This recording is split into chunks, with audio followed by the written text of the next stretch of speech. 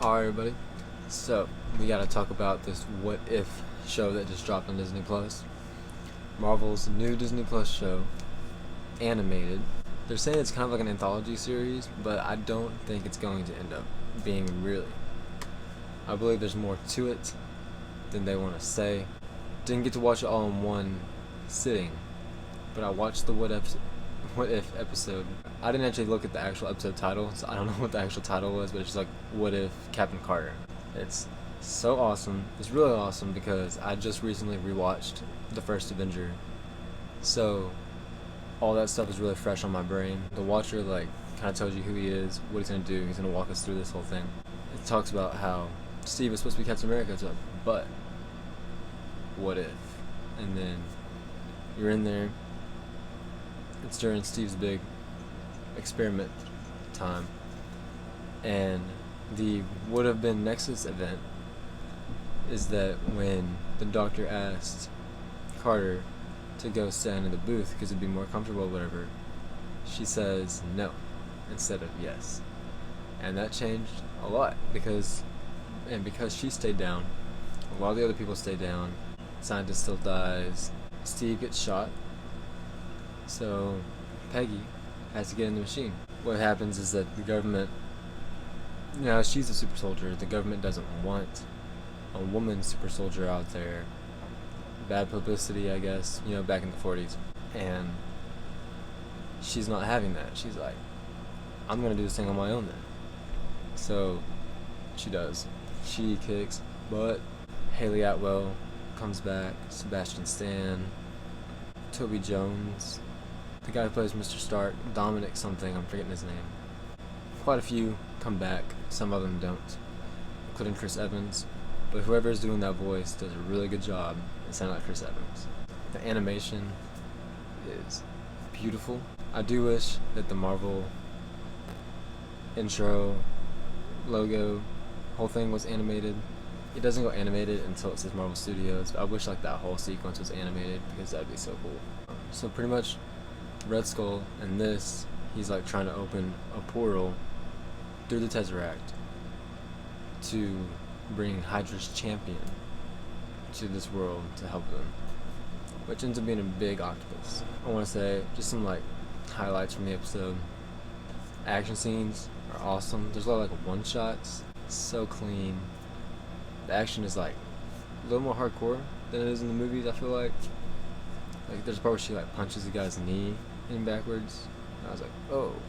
Red Skull gets crushed by the octopus, and you hear the bones crack. And it's oh.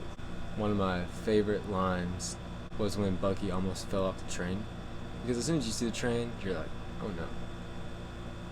But he almost fell off. She picks him up, yanks him up, and he's like, oh, you almost yanked my arm off. So just the nod at him being the Winter Soldier. And when Steve died, I was like, dude, is Steve gonna be the Winter Soldier? Because that would be cool. But it all takes place real soon, so there's not enough time for that to happen. It's gonna be super fun. The show's gonna be so fun. And it ends with her sacrificing herself, with her pushing the octopus back into the portal, paralleling Steve's sacrifice being frozen. But her portal brings her out in Avengers time, 2012, which I'm a little confused about. Because space, it's the space stone, not the time stone. There's probably something I just don't know about and all that. But she walks through it, and Hawkeye and Nick Fury are there. So it's got to be right before Avengers, because they're both in that hangar when Loki comes through. So it's got to be right around that time. And I've already seen she's in another episode. And she's even confirmed to be in season 2. So I feel like there's more to it than they want to say. Anthology. It's kind of hard to rank it next to all the live action stuff. Just because it is animated, it feels so much different. And because it doesn't take place in the sacred timeline. It just kind of feels like its own thing. But it's got a deeper meaning to it.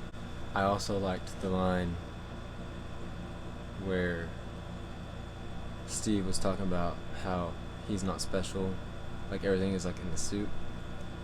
And Peggy's like, yeah, but you're special without it, without the suit. And that's just kind of like, it's kind of like a nod to like Steve asking Tony, like, hey, you take off the suit, what are you? You know. I was gonna say it's cool to see that she's still like a different character than Captain America. She has different personalities.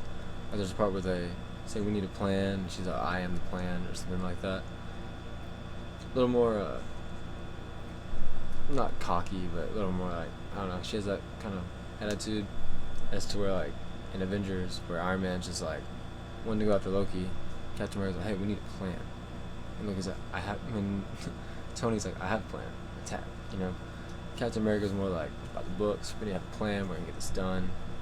And she seems to be more like, you know, can't wait to see more of her. Can't wait for the second episode. I thought there's probably something really big that I forgot to say, but if I did, just remind me in the comments. I'll get to it. Hit the like button, subscribe, and be sure to check out for more of these because I'm reviewing them all. I'll see you next time.